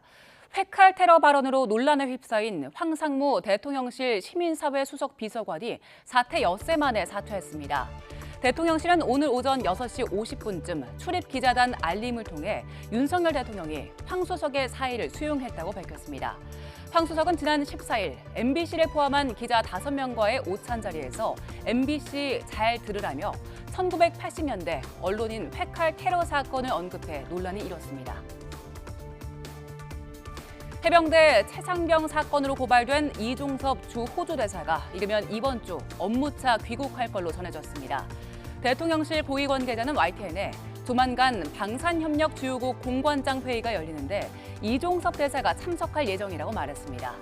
대통령실은 앞서 재외 공관장이 공수처의 소환 요청도 없이 마냥 귀국해 대기하는 건 매우 부적절하다는 입장을 냈지만 정치권의 압박이 가열되자 조기 귀국해 대응하는 쪽으로 기조를 바꾼 걸로 전해졌습니다. 이 대사는 귀국 이후 신속한 수사를 촉구하는 뜻을 표명한 걸로 알려졌습니다. 박성재 법무부 장관은 이종섭 주 호주 대사의 출국 금지 해제 논란에 대해 절차상 어떤 불법이나 문제도 없었다고 강조했습니다. 출국 금지를 유지하는 게 의미가 없다는 심의위원회 판단에 따랐을 뿐이란 건데요. 직접 들어보겠습니다. 고발 이후에 조사 상황이나 그다음에 본인이 직접 공수처에 나서 조사받은 거나 여러 가지 상황들을 다 고려해서 출국 심의위원회에서 심의를 한 다음 계속 출국 금지 상황을 유지하는 게 의미가 없다 이런 판단을 해서 출국금지 해제를 했던 겁니다. 그 절차나 과정에 어떤 문제가 있었다는 부분에 대해서는 전혀 동의할 수 없습니다. 고발인은 고발하신 분들인데 왜 고발했는지 물어보고 나는 전혀 내가 어떤 불법이나 적법하지 않은 행위를 했다고 생각하지 않습니다. 국민의힘 한동훈 비상대책위원장은 황상무 수석, 이종섭 대사와 관련된 문제를 해결했다며 민심을 따르기 위해 노력하겠다고 강조했습니다. 현재 상황이 당정 갈등 2라운드 아니냐는 질문에는 운명 공동체란 말로 답변을 대신했는데요. 직접 들어보겠습니다. 제가 목소리 이어서 사퇴 촉구하는 목소리도 있는데 사퇴가 필요하다고 보시는지? 저희는 민심에 순응하려고 노력하는 정당이고 민주당은 그렇지 않고 민심을 거부하는 정당입니다.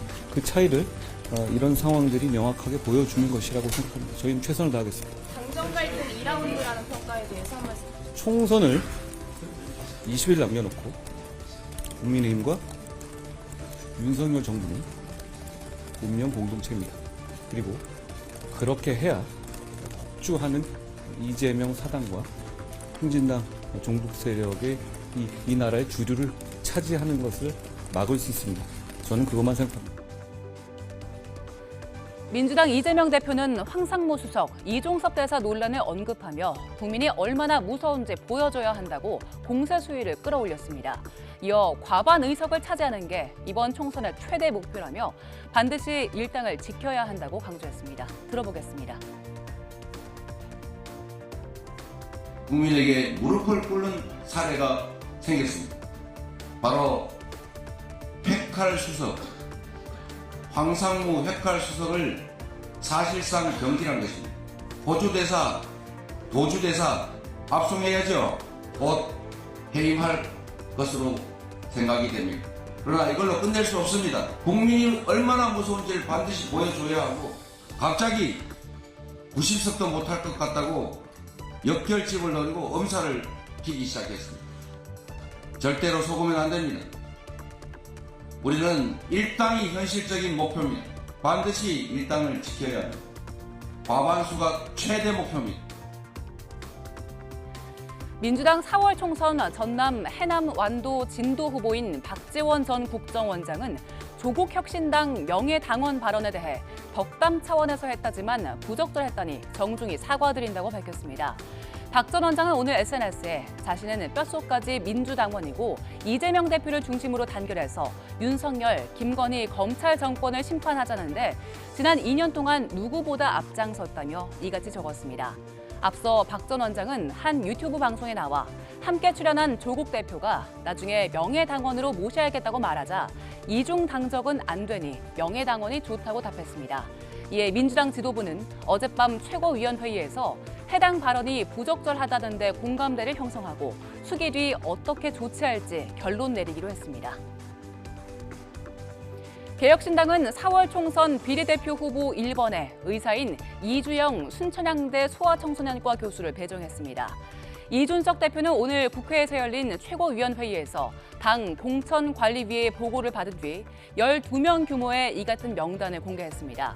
비례대표 2번에는 천하람 전 최고위원이, 3번에는 문지숙, 차병원 교수가 이름을 올렸고 곽대중 정책 칼럼니스트와 이기인 전 경기도 의원은 각각 4번과 6번에 배치됐습니다.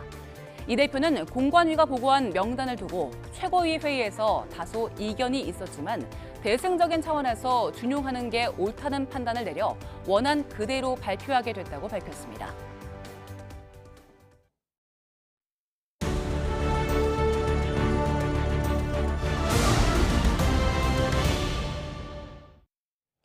(4월) 총선 관심 지역 소개하는 민심 2024 격전지를 가다. 이번에 서울 종로입니다. 최재형 의원이 현역으로 버티고 있는 이곳에 노무현 전 대통령의 사위 곽상원 변호사, 검사 출신 금태섭 전 의원이 도전장을 던졌습니다. 강민경 기자가 다녀왔습니다. 제가 있는 이곳은 대한민국 정치 1번지 서울 종로입니다. 경복궁과 청와대가 있는 이곳은 역대 대통령 3명을 배출한 지역구로서 대권 잠룡의 필수 코스로 불리기도 했습니다. 대통령 집무실이 용산으로 옮겨지긴 했지만 여야는 여전히 이곳 종로의 수성과 탈환에 공을 들이고 있는데요. 이번 총선에선 법조인 출신 3명의 진검승부가 펼쳐지게 됐습니다. 도전자는 노무현 전 대통령의 사위 곽상원 변호사입니다. 지난 총선 도전지였던 충북을 떠나 과거 장인의 지역구에 출사표를 던졌습니다. 곽상원 후보입니다. 제 명함 하나 올릴게요. 감사합니다. 잘생기셨다. 감사합니다. 노무현 전 대통령의 정치적 유산을 이어받겠다는 다짐을 앞세웁니다. 노무현 대통령에 대한 평가가 과거부터 지금까지 매우 많은 변모가 있었어요. 제게 주어진 역할이라고 여기고 지금도 정치활동을 하고 있습니다. 이에 맞서는 현역은 2022년 민주당 후보가 불출마한 재보궐선거 때 입성한 국민의힘 최재형 의원입니다. 일찌감치 본선행을 확정한 뒤 바닥 민심을 다지며 재선을 노립니다. 열심히 하시면 괜찮아요. 네, 하여튼 더 건강하시고요. 하여튼 저는 저 국회에서 민생 잘 챙기겠습니다. 감사원장을 지낸 판사 출신이란 공직 이력이 강점입니다. 공적 분야에서 제가 법관으로서 또는 감사원장으로서 제가 걸어왔던 길에 대해서 종로의 발전을 위해서 누가 적합한 인물인지를 분명히 판단해 주실 거라고 믿고요. 전국의 축소판이라고 불리는 만큼 인구와 소득 구성은 다양한 편입니다. 서쪽의 평창동과 사직동은 보수세가 강하지만 동쪽의 창신동과 숭인동 그리고 중앙의 대학가를 품은 해화동과 이화동은 부동층이 많다는 분석이 나옵니다. 종로의 진짜 변수는 이곳을 거친 수많은 정계 거물입니다. 노무현, 이명박 전 대통령, 정세균 전 총리, 이낙연 대표 등 중량감 있는 인사들의 이름이 빼곡합니다. 지역구 표심이 유독 전국 민심을 따르는 성향을 보이는 이유입니다. 판세도 어느 한쪽 당에 유리하지 않습니다. 지난 16대 때부터 18대까지는 국민의힘 계열 후보가 배지를 달았지만 2002년 정세균 전 총리가 깃발을 꽂은 이후 최근 총선까지 민주당 쪽 손을 들어줬습니다. 22대 총선을 앞둔 현재 주민들의 바람은 어느 때보다도 경제에 초점이 맞춰져 있습니다. 자연 경관지구나 문화재 보호지역에서 벗어나길 바라는 규제 완화 목소리가 특히 큽니다. 40년 이상 살았죠. 개발을 하면 좋죠. 지금 굉장히 다른 지역에 비해서 낙후돼 있는 지역이잖아요. 밑바닥 경제를 살리고 주민의 목소리에 귀 기울여달라는 요청도 많습니다. 우리는 시장에서 장사를 하는 입장에서 시장 여건도 좋아지고 분위기도 좀 좋아지고 누가 정치를 하든 간에 국민들을 위해서 주민들을 위해서 그렇게 해줬으면 좋겠다는 얘기죠. 최재형 의원이 강한 여당을 앞세우는 이유입니다. 국민의힘 소속인 서울시장, 종로구청장과 원팀으로 용도지구 규제를 완화하겠다고 약속합니다. 우리 정부나 서울시 입장도 불필요한 규제에 대해서는 과감하게 완화하겠다는 그런 입장이어서 2년 동안 털을 닦은 곽상원 후보는 구역별 맞춤형 발전 전략을 내걸었습니다. 주거지와 대학가, 문화유산 근처의 개발 전략이 똑같을 수 없다는 게 핵심입니다. 하나의 구로 되어 있지만 동쪽과 서쪽 지역, 그다음에 중앙 지역이 서로 그 정책 수요가 다른 지역입니다. 이런 거대 양당의 각축전에 개혁신당 물결을 타고 금태섭 후보가 뛰어들었습니다. 종로를 프랑스 파리같이란 문구를 내걸며 전통과 미래가 함께하는 도시를 만들겠다는 포부입니다. 종로가 정체돼 있고 주민들의 삶이 편안하지 못한 부분을 고치고 개선하려고 그런 공약을 내게 되었습니다. 종로의 민심은 현재까진 안개 속이란 관전평이 많습니다. 수성에 나선 집권 여당과 재함락을 노리는 민주당, 여기에 돌풍을 기대하는 제3지대까지 정치 1번지 주민들의 선택에 관심이 집중됩니다. YTN 강민경입니다.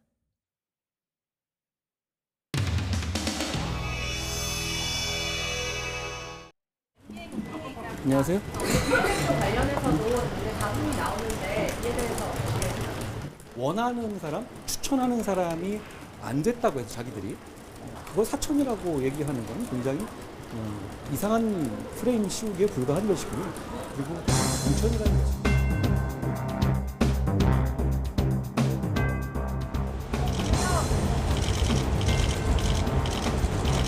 그 조국 혁신 혁신당에서 뭐 의석들 많이 푹 들어간다면 향후에 뭐 윤석열 대통령 탄핵이나 이런 부분도 탄핵 여부 관계없이 조국혁신당은 민주당 등과 힘을 합쳐서 윤석열 정권을 조기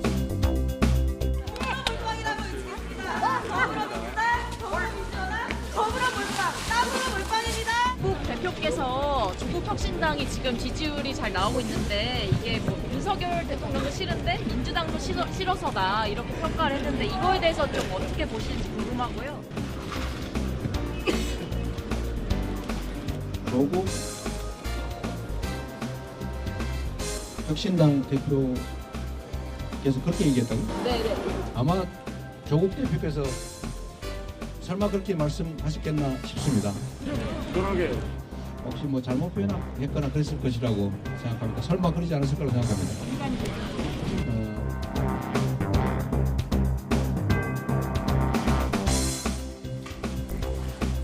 오전 브리핑 시작하겠습니다. 근데 어제 공천 발표 이후에 언론에서는 친윤 대 친한이 나오고 한정원 위원장이 자기들의 사람을 어떻게 비례대표 신청하신 분들을 친한과 친윤으로 다 OX 하실 수 있으신가요?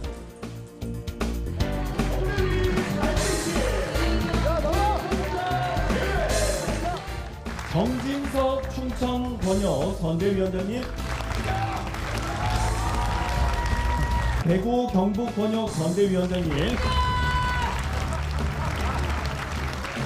박문춘. 근데 어제 이철규 의원님 태국 혹시 보셨어요? 내가 뭘? 대통령 입장을 할 얘기 없어. 한마디. 괜히 낚여가지고 말이야. 지금 조금 갈등이 약간.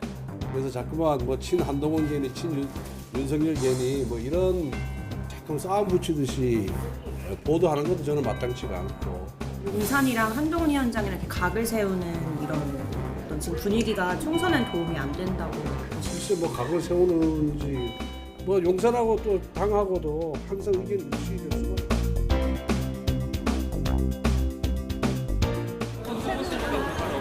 별로 큰 관심이 없어. 지금 그보다는 민생국회 중요하고 이 정쟁을 하는 것은 별로 국민들한테 큰 호감을 얻지 못한다. 근데 공천장을 두고 갈등을 하고 있잖아요. 최근에 비례공천 두고 당정 갈등이 있다 뭐 이런 시각이 있는데 그런 게 총선에 악영향을 끼칠 거라고 보시는 건가요? 그것은 당 지도부한테 물어보세요. 이준석 대사는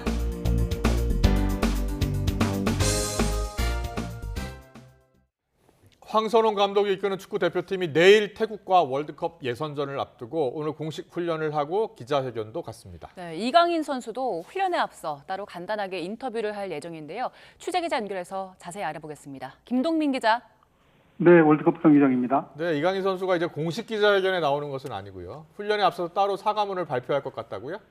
네, 이강인 선수는 아시안컵 탁구장 사건 이후에 따로 손흥민 선수를 직접 찾아가 사과하고 용서를 구하고 풀었습니다. 하지만 일부 팬들의 시선이 여전히 차가운 것도 사실입니다. 때문에 이강인이 직접 팬들에게 이와 관련한 자신의 심경을 짧게 밝히겠다는 취지로 보입니다. 공식 기자회견이 오후 3시 반이고 공식 훈련은 4시부터 15분만 공개됩니다. 이강인 선수는 공식 훈련이 시작되기 직전에 그라운드에서 잠시 입장을 밝힐 예정입니다. 시간으로 보면 그렇게 길게 하는 인터뷰는 아닙니다. 한국 팬들은 유럽과는 또 다른 정서를 갖고 있는데 그것에 익숙하지 않은 이강인 선수가 어떤 이야기를 할 것인지 주목됩니다. 네, 공식 기자회견에는 황선홍 감독 그리고 주장 손흥민 선수가 나오는 거죠? 네, 회견에는 황선홍 감독과 주장 손흥민 선수가 나올 예정입니다. 태국과 객관적인 전력에서는 분명히 차이가 있지만 팬들의 관심이 큰 만큼 주장 손흥민 선수가 기자회견을 통해서 여러 이야기를 할 것으로 보입니다. 대표팀은 어제 선수들이 훈련에만 집중할 수 있도록 비공개 훈련을 진행했습니다. 탁구장 사건에 이어 최근 카지노 칩을 사용하며 돈을 걸고 카드 놀이를 했다는 보도까지 나오면서 언론 노출 부담을 줄이기 위한 것으로 보입니다. 황선홍 감독은 같이 모여서 훈련할 수 있는 시간이 짧은 만큼 선수들에게 많은 것을 주문하기보다는 단순하고 집약적으로 준비하겠다고 밝혔습니다. 전술적인 주문은 단순화하고 팀이 다시 하나 되는 것에 집중하겠다는 뜻으로 보입니다. 우리가 피파 랭킹 22위, 태국은 피파 랭킹 101위지만 태국은 지난 아시안컵에서 사우디, 오만과 같은 조에 편성돼 1승 2무로 16강에 올랐고 16강에서도 우즈베키스탄과 선전 끝에 1대2로 진 팀입니다. 지금까지 상암 월드컵 경기장에서 YTN 김동민입니다. 네, 내일 저녁 태국과의 월드컵 예선 앞두고 지금 들으신 대로 대표팀 조만간 4시쯤 기자회견도 하고 훈련도 곧 한다고 합니다. 경기 준비에 한창인데요. 들으신 대로 황선홍 감독, 손흥민 선수, 또 이강인 선수 차례로 입장도 밝힐 것으로 보여서 생중계로 전해드리겠습니다. 네, 아시안컵에서 내홍을 겪은 이후에 모든 선수가 경기장에서 만나는 만큼 다시 원팀의 모습을 보여줄 수 있을지 관심이 높아지고 있는데요. 관련된 이야기는 최동호 스포츠 평론가와 이야기 나눠보겠습니다. 어서 오세요. 예, 안녕하세요. 네, 안녕하세요. 네, 이강인 선수 어제 귀국장면 보셨죠? 예. 네, 밝은 표정으로 귀국하던데 어떻게 보셨어요? 그러니까 몇 가지의 그 시선은 있을 수는 있다고 예, 봅니다. 예. 그 중에 하나, 당돌하네 이런 느낌도 받으셨던 분들 있을 겁니다. 왜냐하면은 뭐 어떤 상황인지 다 아시잖아요. 예. 그러면은 좀 진지하고 좀 혹시 그 고개를 숙이고 들어오지 않을까라고 예상을 했었는데. 밝게 웃으면서 들어왔거든요. 그런데 그게 어떤 마음일까 이렇게 생각을 해보니까 어제 그 입국장에 나오셨던 분들 중에 이제 팬들 중에서 힘내세요. 짧게 한마디 던졌거든요. 그 얘기를 받아가지고 이강인 선수는 고맙습니다. 힘내세요. 고맙습니다. 짧은 두 문장이 많은 것을 함축했다라고 볼 수 있겠죠. 예. 그 지난번 손흥민 선수에게는 SNS로 또 나왔지만은 직접 가서 사과를 전달했고 오늘은 이제 대국민 사과문을 밝힌다고 하는데 어떤 이야기를 할까요? 일단은 그 하극상 사건과 관련해서 자신의 잘못을 인정하겠죠. 자, 인정하고 이 손흥민 선수 그리고 축구 대표팀의 이 고참 선수들에게는 사과를 했지만 축구 팬들이나 대국민을 향해서는 한 번도 사과 의사를 표시한 적은 없거든요. 직접적으로 이 대국민 또 축구 팬들에게 죄송하다는 사과를 할 거고요. 그 다음에 마지막에는 다짐이 있겠죠. 이제는 그런 어리석은 행동을 하지 않겠다. 대표팀 결속을 위해서 더 열심히 하겠고 태국전에서도 최선을 다하겠다 이런 다짐을 하겠죠. 저는 뭐 조금 있으면 이제 이강인 선수가 직접 이제 사과문을 발표하겠다고 하는데 이강인 선수로서는 할 것은 다 했다라고 봅니다. 아, 그래요? 예. 손흥민 선수도 오늘 이제 주장으로서 또 기자회견에 나올 것 같죠? 그러니까 보통 이제 이 대표팀이 훈련할 때 하고 같이 나오잖아요. 같이 나오는데 같이 나오는 거는 보통 이 대회 참가 기간에는 감독과 같이 나오는 경우가 많고 이 대표팀 훈련할 때에 나오는 선수들은 기자들의 그 요청을 받아가지고 가장 공통적인 선수를 어레인지를 하거든요. 그런데 이강인 선수 이 사과와 관련해서는 아마 손흥민 선수도 일종의 관여자라고 할 수 있으니까 나올 수는 있겠죠. 그 손흥민 선수 입국할 때 보니까요 부상당한 손가락이 아직 좀 부어 있어서 걱정하는 분들이 많더라고요. 경기력에는 지장이 없을까요? 지금까지 경기를 보면 보기에는 지장은 없어 보였죠. 왜냐하면은 이 붕대를 하고서도 지난 10일에 에스턴 빌라전에서 골을 넣었어요. 14호 골 넣었고 어시스트도 기록했고 그리고 이 손가락 부상 때문에 경기력에 지장이 있다는 얘기는 나오질 않고 있는데 경기력에 지장은 없을 것 같아요. 다만 손흥민 선수가 불편함을 느낄 수는 있겠죠. 얘기하지는 않지만 그 정도라고 봅니다. 이제 가장 중요한 것은 대표팀 간의 이제 호흡 굉장히 중요하잖아요. 어저께 비공개 훈련이 있었잖아요. 그렇습니다. 저도 이제 기억을 되돌려 보니까 한 1994년 이후로 축구 대표팀이 이런 분위기 속에서 훈련했던 적은 없었던 것 같아요. 그래요? 그러니까 굉장히 긴장되고 무거운 분위기로 언론과의 접촉은 이제 훈련 시작하기 전에 의례적으로 하는 그런 모습들 15분 정도 보여주고 그 이후로는 노출을 안 했거든요. 그리고 그 훈련장에 팬들이 많이 찾아갑니다. 열성 팬들이 찾아가는데 이 열성 팬들과의 만남도 다 차단했습니다. 이런 분위기이고 선수들 얼굴도 굉장히 긴장돼서 굳어 있었고 이런 분위기는 거의 제 기억으로는 처음입니다. 이거 팀워크에 문제가 없어야 될 텐데 좀 걱정이 되거든요. 혹 들으신 거 없어요? 저는 문제는 없을 거라고 봅니다. 왜냐하면 이제 이 아시안컵 끝나고 난 때 그 이후에 이제 대표팀이 이제 다시 첫 만남이기 때문에 황선홍 감독의 이제 그 리더십이 중요한데 예. 이제 황선홍 감독도 자신이 없었으면 어떤 자신이냐 하면은 이강인 선수 또 손흥민 선수 또 대표팀의 그 베테랑 선수들과 대화를 하면서 이강인의 합류에 대해서 본인이 이 팀을 이끌어갈 수 있는 자신이 없을 만큼 사이가 벌어졌거나 본인이 이 설득하고 대화를 하는데도 나는 내 고집 계속 피우겠다는 그런 반응이 계속 나온다고 한다면 황선홍 감독으로서는 감당이 안 될 수도 있겠죠. 경기를 치러야 되는데 이거 질 수는 없잖아요. 때문에 이강인 선수를 아마 합류시키지 않았을 거라고 봅니다. 그렇기 때문에 이강인 선수의 합류가 황선홍 감독 입장에서는 내가 감독이니까 내가 데리고 와서 시키겠어 이게 아니라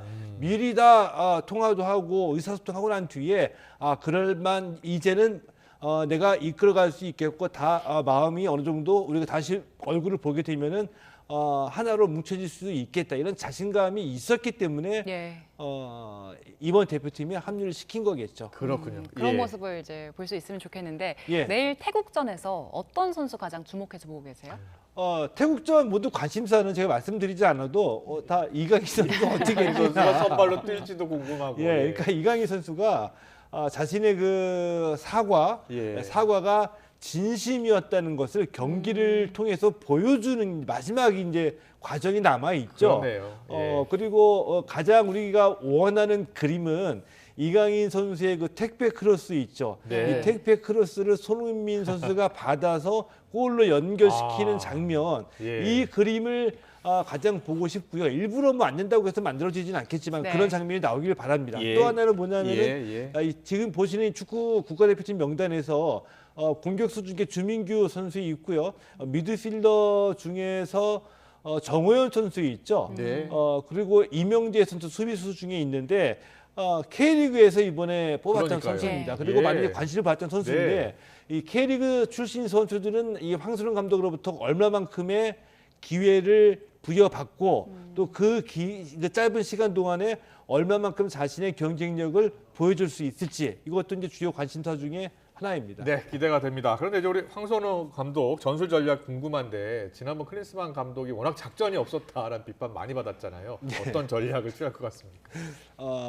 없었기 때문에 뭐 변화라기보다도 새로 만드는 건데요. 한 가지 이제 기본적인 전제가 있죠. 18일에 소집이 됐고 어제 선수들 왔고 오늘 훈련들 가는데 오늘 훈련하고 내일 하는 겁니다. 그러네요. 그러니까 이 감독 입장에서 뭘 내 팀을 만들겠다 이런 색깔을 보여주겠다 이거는 어리석은 거죠. 그렇군요. 단순하고 단순하고 명확한 이런 그 오다와 질서를 만들어야 되는데 새롭게 시작하는 것은 없을 것입니다. 지금 이 대표팀 구성 멤버의 특징을 가장 잘 살려주되 황선홍 감독은 이 K리그에서 미드필드 굉장히 중시했거든요. 자, 그리고 이제 스피드 있는 측면 공격을 선호했습니다. 자, 그러면서 가운데에서의 골 결정력 이거라고 저는 보거든요. 때문에 수비 불안도 수비의 직접적인 어떤 변화라기보다는 미드필드 강화를 통해서 수비의 부담을 줄이고 미드필드 장악에서 미드필드 중앙에서 이 좌우 측면으로 뻗어나가는 이 패스를 강조할 것으로 보이기 때문에 이런 양상이 될 것으로 보이고 내일은 특히 그 태국의 밀집 수비를 감안한다면은 이 공격 이선에서 뭐 이재성이나 황인범 선수의 중거리 슛이 좀 자주 나오지 않을까 싶죠. 내일 태국전 전망을 살짝 해봤고요. 그리고 축구협회 정몽규 회장 얘기를 좀 해보려고 하는데 처음에는 태국전 보이콧 하자 이런 움직임이 온라인에서 있었어요. 그런데 일반 예매 시작되고 하루 만에 매진이 됐잖아요. 근데 여기서 정몽규 아웃 피켓을 들자 이런 움직임도 있더라고요. 그런 행동이 나올 수도 있겠죠. 그러니까 적지 않은 분들이 이 축구협회 회장의 사퇴를 가장 계속 주장하고 계십니다. 그래서 내일 그 보이콧 운동을 했는데 매진이 됐죠. 하지만 자신들의 주장을 이 내일 경기장에서 플랜카드를 든다든지 구호를 외쳐가지고 다시 그런 그 주장을 펼칠 수도 있다라고 보는데 두 가지 중요한 지점이 있죠. 뭐냐면은 보이콧 주장을 펼치면서 운동에 들어갔는데 보이콧 운동에 들어갔는데 1시간 30분 만에 6만 2천여 장이 전부 다 매진됐거든요. 그러니까 일반 축구 팬들, 일반 국민들의 정서, 감정과는 또 다르다는 얘기입니다. 굉장히 일부분의 주장이었던 얘기고 내일도 저도 중요하게 보는데요. 내일 만약 경기장에서 이들이 이 정몽규 회장 사퇴를 주장하는데 거기에 오신 축구 팬들이 얼마나 호응할까? 호응받지 못하고 그냥 목소리가 사그라진다고 한다면 굉장히 일부의 주장이었다는 게 여기서 또 확인이 되는 거죠. 그렇군요. 경기 외적으로 또 들여다볼 부분을 말씀해 주셨습니다. 축구 대표팀 새 유니폼이 논란이 되고 있는데 새 유니폼 보셨어요? 예, 봤습니다. 예. 지금 한번 잠깐 보여주세요. 뭐 여러 이야기가 나오고 있는데 좀 부정적인 여론이 좀 있는 것 같아요. 그러니까 이 컬러하고 뭐 디자인은 이제 호불호가 있을 수는 있죠. 그러니까 우리 이제 그 전통적인 이제 붉은색을 썼는데 이 붉은색이고 이런 흰색 그 포인트를 줬거든요. 근데 전체적인 느낌이 좀 유약한 느낌이 좀 들어요. 무슨 의미인지 뭐 아세요? 세련된 느낌을 주기 위해서 노력은 한 것 같지만 전통적인 우리 그 붉은 악마라는 강인한 이미지하고는 좀 동떨어져 있고 붉은 바탕에 흰색 포인트를 주고 무늬 물결을 줬던 게 일부에서 이제 마블링 같다라고 했는데 마블링이라는 얘기를 듣고 딱 보니까 그러네라는 느낌이 들 정도로 좀 그렇죠. 좀 실망스럽죠. 자, 이번엔 야구 얘기해 볼게요. 네. 오늘 메이저리그가 서울에서 개막을 하잖아요. 일단 LA 다저스 그리고 샌디에이고가 맞붙습니다. MLB 경기가 왜 우리나라에서 열리는 겁니까? 우리나라에서 열리는 가장 그 본질적인 그 얘기를 뭡니까? 딱 하나만 얘기를 하면 비즈니스입니다. 그러니까 시장을 확대하겠다는 얘기죠. MLB 시장을 MLB 입장에서 보게 되면 이 한국은 굉장히 중요한 시장 중에 하나죠. 왜 시장이냐? 우리가 아주 오래전 박찬호부터 시작돼가지고 우리 선수가 가니까 우리가 MLB 봐야지 되잖아요. 그렇죠. 뭐 공짜로 보는 게 아니죠. 그렇죠. 이 계약해야 되잖아요. 중계권 계약을 하잖아요. 근데 그 계속 올라가고 있습니다. 고액이고요. 거기다가 뭐 잘 아시는 것처럼 이 메이저리그 그 엠블렘이 표기된 모자라든지 점퍼라든지 계속 입잖아요. 그 사업이죠, 사업. 그게 다 MLB 입장에서는 다 이 수익 사업이기도 하거든요. 이런 걸 보면 우리가 소비 시장이기도 하고 또 중요한 의미로 뒤집어서 얘기하면은 좋은 선수들을 MLB에 공급하는 공급처이기도 하죠. 때문에 이런 역할을 좀 확대하기 위해서 우리나라에서 하는 겁니다. 보니까요, 멕시코, 일본, 호주 곳곳에서 열리긴 열렸군요. 이게 메이저리그 개막전이 열렸던 것이거든요. 그러니까 메이저리그 개막전은 해외에서 우리가 5번째로 개최하게 되고요. 그렇군요. 개막전이 아닌 그냥 경기는 이 9번 열렸죠. 그렇군요. 아시아에서는 우리가 이제 일본 도쿄에서 한국 우리 서울이 이제 2번째로 개막전을 치르게 됩니다. 오늘 시구에 박찬호 선수가 나선다고 하더라고요. 박찬호라는 역사가 아직도 살아있네요. 그러니까요. 살아있어서 나오는데 근데 그럴만하다고 생각이 들어요. 왜냐하면은 아마 제 짐작에 우리나라 야구 팬들한테 메이저리그 30개 팀 중에서 어느 팀 가장 좋아하냐? LA 다저스 하는 선수 왜냐하면 많죠. 우리 선수들이 가장 많았으니까요. 그런데 샌디에이고는 이 박찬호 선수가 LA 다저스에서 나와가지고 FA로 샌디에이고에서도 잠깐 또 뛰었습니다. 그랬군요. 두 팀 모두 다 인연이 있는 팀이기 때문에 박찬호가 나와서 시구한다는 게 우리로서는 뭐 제 입장에서도 한 20년 전, 30년 전에 거슬러서 기억하게 만드는 그런 좋은 추억거리이자 기억거리이죠. 네, 오늘하고 내일 이제 개막전이 공식 개막전이잖아요. 공식 개막전입니다. 이제 있고요. 이제 관심 있는 선수 이제 김하성 선수, 또 오타니 선수, 두 선수가 이제 최대 관심이에요. 먼저 오타니 선수가 최근에 보니까 스페셜 게임에서는 잘 못하더라고요. 그래서 오늘 한번 보세요. 왜 이 말씀을 드리냐면 이게 개막전하고 좀 다릅니까? 그러니까 이 메이저리거가 얼마나 노련하고 자신만의 그 루틴 그리고 페이스가 있느냐 하면은 이 시범 경기나 우리가 봤던 평가전에서 오타니 선수가 5번의 타석에서 무안타했었거든요. 근데 그런데 그게 부진한 거 아니야? 컨디션이 문제가 있는 거 아니야? 이렇게 이제 볼 수는 있습니다. 그런데 이 평가전에서 이 선수들이 뭐 전력을 다해서 이기겠다. 만약에 겨울 동안 내가 갈고 닦은 비장의 무기가 있어요. 이것을 평가전에서 보여줄까요? 안 보여줄까요? 절대 안 보여준다는 얘기죠. 그렇겠군요. 그러니까 일부러 안 보여주기 위해서 헛스윙을 한 게 아니라 이번 평가전에서는 내가 점검할 게 딱 하나가 있어. 그것만 내가 한번 해보지. 한번 해본 겁니다. 근데 그게 이제 안 될 수도 있고요. 그다음에 이 공식 경기에서는 이제 전력을 다해서 하게 되는 거죠. 그래서 아마 저는 5타석 무안타지만 공식 경기에서는 100% 달라진 모습을 보여줄 것이다. 그렇군요. 예. 그리고 오타니 아내에 대한 관심도 높더라고요. 뭐 가방이 어떤 건지 이렇게까지 관심이 많던데 예. 한국 팬들이 오타니 선수를 이렇게 좋아하는 이유가 뭘까요? 그러니까 이번에 오기 전에 이전서부터 좋아했어요. 그런데 예. 좋아했던 이유는 몇 가지가 있죠. 그러니까 네네. 현실감 없이 너무 잘하죠, 일단. 야구를 잘한다. 예, 선발 투수로 나와서 승리 투수가 되고 난 다음에 그 다음 날 타자로 나와서 홈런 치니까 투타를 다 하니까요. 예. 잘하니까요. 예. 야구 잘하니까 좋아하고 그다음에 지금까지의 그 언행이 너무 선해요.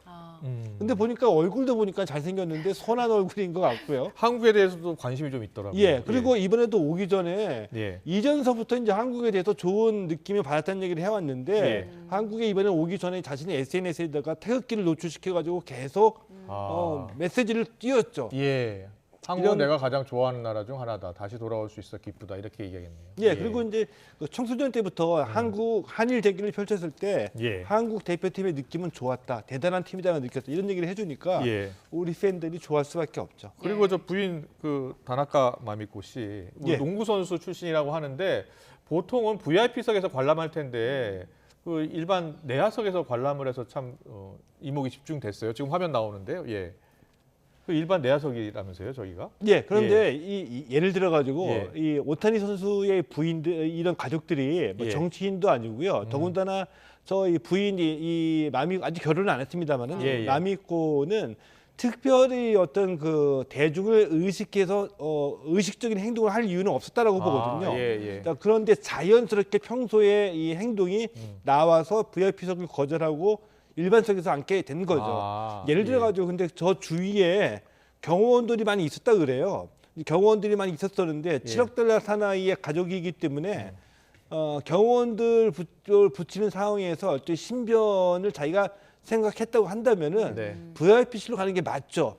맞는데 그것도 거부했다는 것은 평소의 생활과 삶을 보여주는 태도라고 봅니다. 그리고 오늘 저희 고척돔 폭탄 테러 협박 신고가 들어왔었다면서요. 예. 그것도 일본이 발신지이고요. 그랬구나. 캐나다 영사관으로 이게 왔는데 네. 캐나다 영사관한테 경찰에 신고를 했거든요. 네. 경찰이 투입돼가지고 살펴본 결과 아직까지 현재까지 큰 이상은 없는 것으로 알려졌습니다. 알겠습니다. 제가 이거 왜 표시를 했냐면은 이 오타니 선수 부인이요. 비공식으로 결혼을 했어요. 비공식으로? 그래서 그렇군요. 그 점을 꼭 제가 말씀드린다고.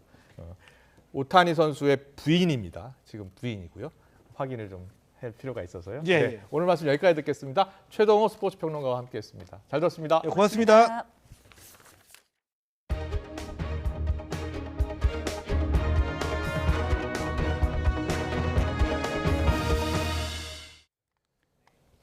네, 조금 전에도 전해드렸는데요. 2024 미국 프로야구 LA 다저스와 샌디에고의 메이저리그 서울 개막전이 열리는 고척돔에 폭탄 테러 협박 신고가 접수돼서 감식을 진행한 경찰이 일본 가상 종교 단체가 범행을 저질렀을 가능성을 두고 수사를 하고 있습니다. 서울경찰청은 이번 테러 협박에 자신이 일본 변호사라고 주장하는 내용이 있다면서 지난해 국내 주요 시설을 테러하겠다는 일본 항심교의 협박 메일과 형식이 비슷하다고 보고 연관성을 추정하고 있습니다. 항심교는 일본에서 활동하는 한 변호사와 그의 주변인을 괴롭히기 위해서 만들어진 가상의 종교단체로 일본에서도 수차례 테러 협박 팩스를 보낸 이력이 있는 것으로 알려졌습니다. 앞서 오늘 새벽 고성능 폭탄을 경기 중에 터뜨려 오타니 쇼헤이 선수 등을 해치겠다는 협박 메일이 왔다는 신고가 경찰에 접수됐습니다. 경찰이 특공대 200여 명과 기동대를 투입해서 소방과 서울시 주최 측과 감식한 결과 별다른 위험이 발견되지 않았습니다. 국가대표를 지낸 전직 야구 선수 오재원 씨가 마약을 투약한 혐의로 체포됐습니다. 서울 강남경찰서는 어제 오 씨를 마약류 관리법 위반 혐의로 체포해 조사하고 있습니다. 경찰은 지난 10일 오 씨가 마약을 투약했다는 신고를 받은 뒤 간이 시약 검사를 실시해 음성이 나오자 우선 오 씨를 돌려보냈습니다.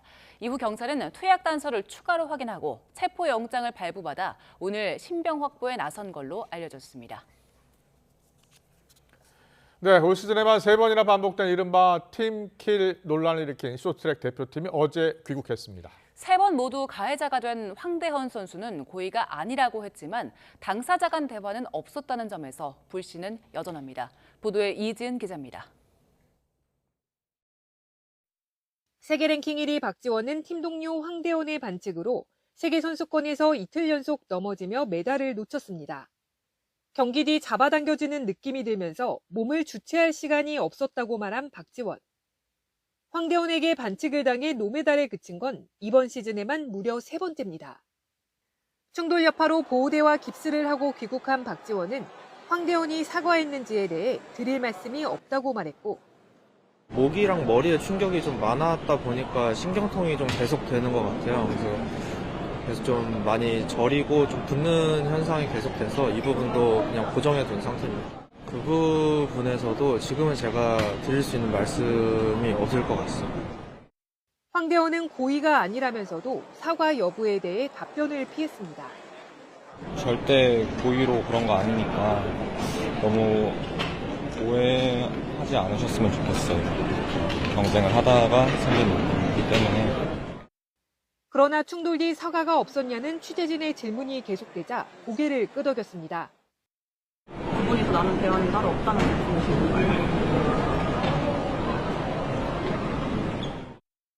쇼트트랙 팀킬 논란이 커지면서 앞서 황대현과의 갈등 끝에 중국으로 귀화한 전 국가대표 에이스 임효준 사건도 재조명되고 있습니다. 훈련 중 바지를 잡아당겼다가 성희롱을 당했다는 황대현의 신고로 자격정지 징계를 받은 임효준은 뛸 곳을 찾아 중국 귀화를 선택했고 법원에서 강제추행 무죄 판결을 받았습니다. 앞서 황대현은 임효준에 대한 생각을 묻는 질문에 신경 쓰지 않는다고 밝히기도 했습니다. 린 샤오진 선수 말씀하시는 거죠? 뭐 그렇게 특정 선수를 신경 쓰기보다는 그냥 저는 제 게임 들어가면 제 게임에 집중할 수 있는 그런 선수이기 때문에 뭐 그렇게 신경 쓰진 않고.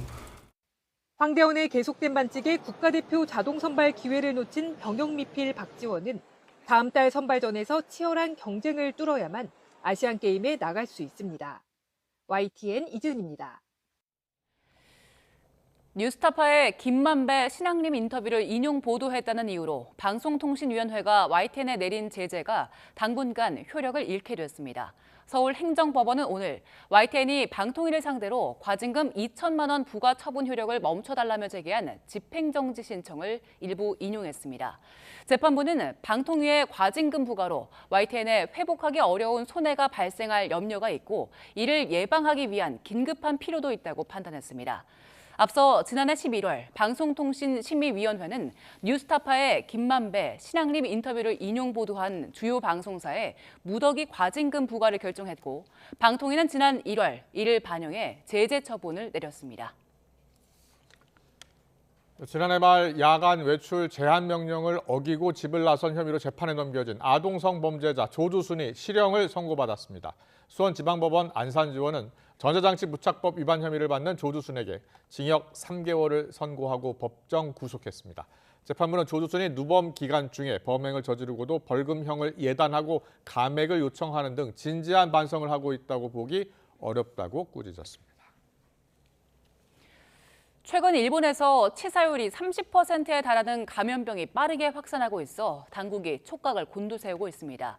독성 쇼크 증후군이라고 불리는 이 감염병은 렌사구균이란 세균에 의한 감염으로 발병하는데 초기 증상은 발열로 나타나고 이후 장기 부전 등이 급속히 진행돼 사망에 이를 수도 있습니다.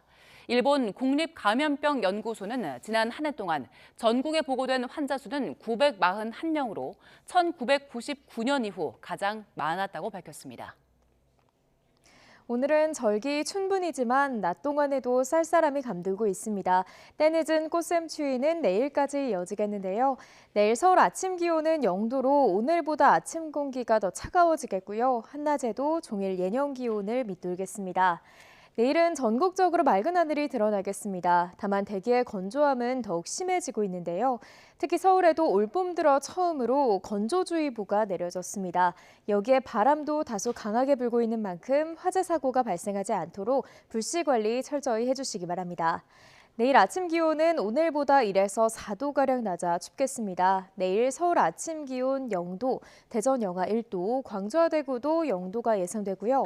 낮 동안에도 예년 기온을 다소 밑돌겠습니다. 서울 한낮 기온 11도, 광주와 부산은 13도가 예상됩니다. 금요일인 모레부터는 추위가 풀리고 포근한 봄 날씨를 회복하겠지만 늦은 오후부터 토요일 사이에는 전국에 또다시 비가 내릴 전망입니다. 지금까지 날씨 정보였습니다. 네, 이슈를 더 쉽게 전해드리는 더 뉴스 내일은 더 준비하겠습니다. 시청해주신 여러분 고맙습니다.